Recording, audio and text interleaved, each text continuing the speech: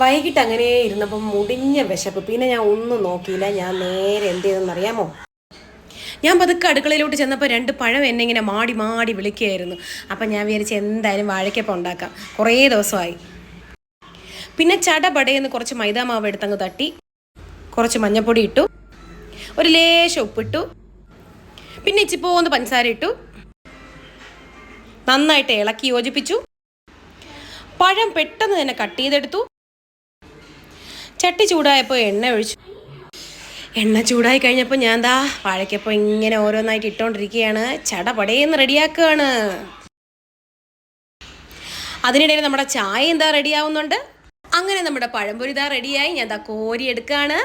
Tissue പേപ്പറൊക്കെ ഒന്ന് പരത്തിയിട്ട് വാഴയ്ക്കപ്പം ഇതിലോട്ട് ഇട്ടു. അങ്ങനെ ചായയും റെഡിയായി.